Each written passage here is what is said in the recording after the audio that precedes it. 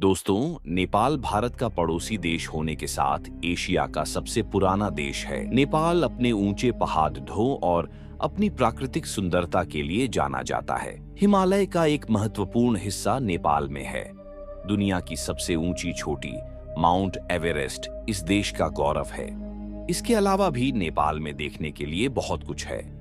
पर्वतारोहण के साथ साथ रोमांच की तलाश करने वाले लोगों के लिए नेपाल एक पसंदीदा गंतव्य है। वही नेपाल को अक्सर दुनिया की छत के रूप में जाना जाता है, क्योंकि दुनिया के 10 सबसे ऊंचे पहाड़ों में से 8 पहाड़ नेपाल में पाए जाते हैं, जिनमें माउंट एवरेस्ट, कंचनजंगा, ल्होत्से, मकालू, चो ओयो, धौलागिरी आदि शामिल है।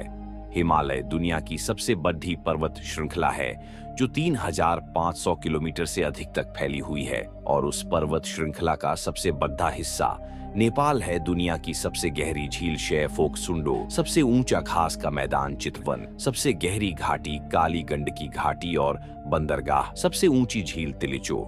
नेपाल ने अपनी मनमोहक प्राकृतिक सुंदरता के लिए रिकॉर्ड तोड़ दिए हैं। धरती की सबसे ऊंची घाटी अरुण घाटी भी नेपाल में ही है। यह एकमात्र ऐसा देश है जिसकी ऊंचाई में 59 मीटर से लेकर 8,848 मीटर तक का इतना बड़ा अंतर है। तो अगर आप नेपाल जाते हैं तो आपके सोशल मीडिया पोस्ट में इन बेहतरीन जगहों की तस्वीरों की भरमार होगी। अगर आपने पहले इस बात पर ध्यान नहीं दिया है तो अपने एटलस पर नजर डालिए। नेपाल को 90 डिग्री घुमाने पर यह पुर्तगाल के नक्शे जैसा दिखता है। क्या आपको इस पर गर्व करने का मौका मिलता है? नेपाल में फूलों के पौधों की 5,980 प्रजातियां, दुनिया के 2% ऑर्किड और 6% रोडोडेंड्रॉन प्रजातियां पाई जाती हैं। देश में वनस्पतियों और जीवों की 250 से ज्यादा प्रजातियां, पक्षियों की 870 प्रजातियां हैं, जो दुनिया की 8% के लगभग बराबर है। तितलियों की 650 प्रजातियां और दुनिया की सबसे बड़ी पतंगे और मधुमक्खियां पाई जाती हैं। चितवन राष्ट्रीय उद्यान एशिया के एक सींग वाले गैंडे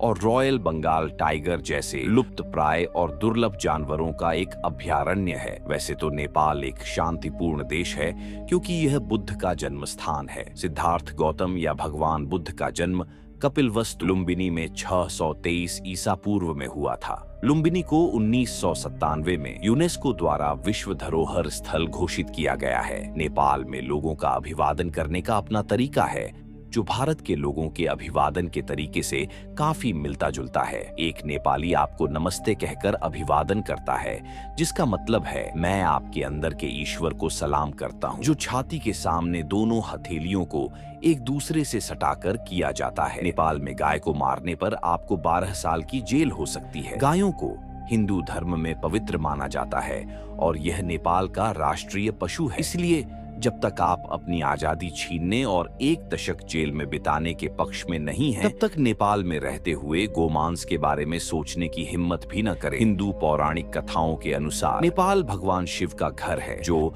ब्रह्मांड के विनाशक हैं। मिथक से परिचित लोग मारिजुआना से जुड़ी उनकी कुख्यात कहानियों से अच्छी तरह वाकिफ होंगे।